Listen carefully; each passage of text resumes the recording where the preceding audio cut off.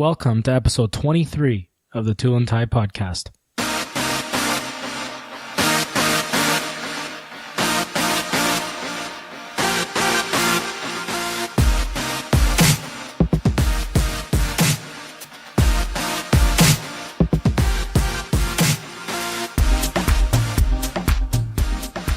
Guess who's back for another episode of the Tool and Tie podcast. Today we're going to be talking about making your home smarter.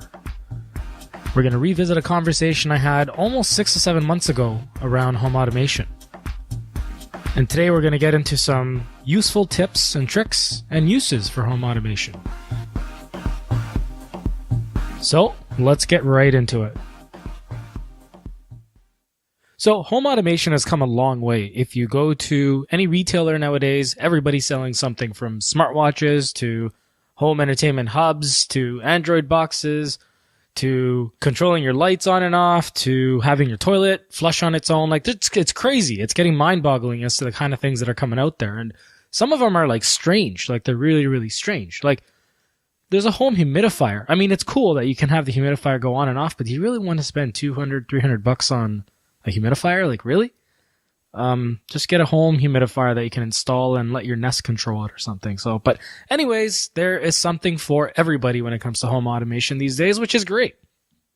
So what I'm going to talk to you about is the home automation system that I've got. Now, I had reviewed Wink about a year ago or so. Sorry, six to 7 months ago. Sorry, not a year. It hasn't been that long. About 6 to 7 months ago. And I wasn't thoroughly impressed, so my review back then was probably a little bit more negative. Now, I've talked to the Wink team quite a bit since, through phone, through Twitter, through email, what have you. And they've actually made a 180 degrees turn, in my opinion, in my mind, in terms of home automation. Their tools have gotten a lot more reliable. They're able to connect to a lot more devices. They also got bought out. Maybe that has something to do with it. I'm not sure. But ultimately, they have come back and, in my opinion, have done a good job. So I'm going to give you the top 5 uses that I've got for home automation. And, I'll just talk a little bit about some of the things that I like as well. But, yeah. So let's get right into it. First things first, sometimes I am extremely, extremely, extremely lazy. And even if I have to get up and turn on the lights, I just want to sit on the couch and watch TV after a hard day of work. I don't want to do it. So one of the big uses for me is literally, I mean, it's bad I'm saying this, but it allows me to kind of be lazy. I don't have to get up and turn off the lights. I can control it all from my phone. I can do things like open doors. So I've got the Ring Video Doorbell, for example, installed as well.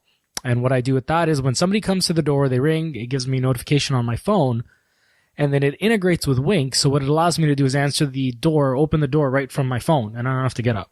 And that is sometimes great. Especially when you have twins, and let's say mommy is upstairs, she's taking a shower or something, and I'm with the twins. I obviously can't leave them on their own. They're very small, and they'll probably break something or hurt themselves, so I can't do that. So it's great that I'm able to control it over my phone. It's really cool. So that's one of the first things that I love about Wink or home automation in general. It allows me to be lazy, but it's for the right reasons. It's not because I'm lazy just for the sake of being lazy, maybe sometimes, but for the most part, it allows me to do something. So that's always great. So the second thing is, it kind of follows the same path, but it's not really being lazy. It's being productive, in my opinion, now in this case. So there's certain things that I want to have happen. When I'm driving home and I reach a certain distance from my house, what I can actually program in the home automation tool is it will open my garage door opener based on a certain proximity that it detects my phone from. So if my phone hits a certain location, it'll open the garage door.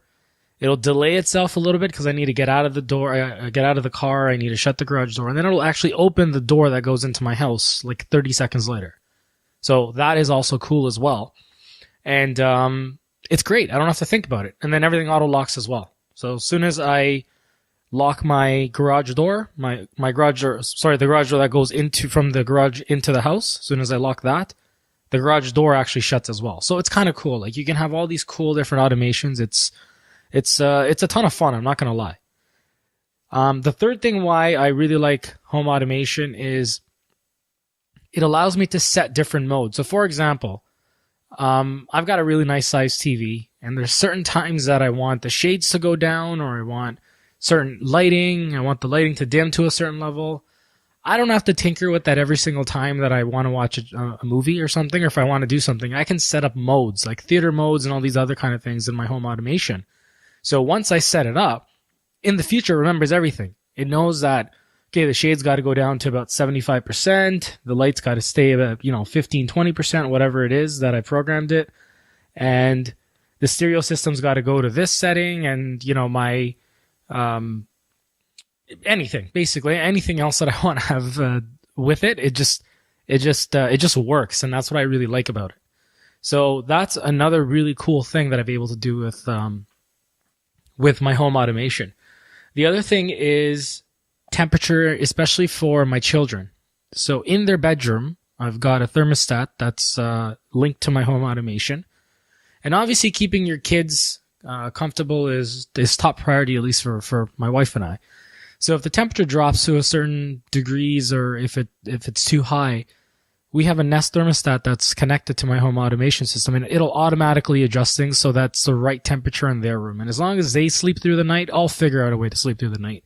Last thing you want to do is have crying babies, and you can't sleep then for the rest of the night. So for me, it's really not about me. I want to make sure they're comfortable, they get a good night's rest, so that when they start their day the next day, they're happy babies and they're not cranky babies. And it's also healthy for them, because when they sleep is actually when they grow. And I want to make sure that I've got everything that's optimal and in the best interest of my kids. So having that home automation is really nice for me as well. And then another thing, or the last thing that where it's really useful, and I'm just giving you use cases. I mean, there's thousands of them out there, but a fifth use case for me is when my babies do get up at night. Sometimes I'm half asleep, and our room is, considerably dark, because my wife likes to sleep in dark places. She doesn't like lights around, so we don't even have like a nightlight or anything. So it's really dark. So as I'm walking and I'll open our door, I have a door sensor that's on our door and in the nursery as well. But at the same time, we also have the Nest Protects, and they also, have a little bit of light that goes off as well. But essentially, as soon as the door sensor opens at a certain time at night, it'll take my lighting that's on my second floor, and it'll take it up to like 5%, so I have enough to see. I don't have to worry about finding this light switch or fumbling over things. And even if I do need to pick up a baby and I got to bring the baby over or take him or her downstairs and feed them, I've got other sensors in the house as well to say between midnight and 5 a.m. if there's motion detected, then turn on the light here. And if there's no motion detected, then turn it off after 5 minutes. So I've got that capability as well. And it's really nice because when you're holding a baby and they're crying, you're trying to console them. You don't want to be, carrying bottles and trying to flicker light switches at the same time. These are the things you just want to forget about. These are the things that are just going to get taken care of so that you can focus on what's most important. And in this scenario is my baby or babies, depending if both of them come down with me. So home automation, like I said, it's come a long, long way. Like they've automated the crap out of everything out there. And these are just 5 use cases I've come up with. There are tons and tons and tons of use cases. So I've got door sensors, I've got window sensors, I've got a garage door opener, I've got every single light in the house is connected somehow to a smart system. I've got, good God, what else do I have? I have a whole bunch of other stuff. I have a thermostat connected. I'm going to integrate Alexia into my family as well. And Alexia, for those of you guys who don't know, is an Amazon-based hub.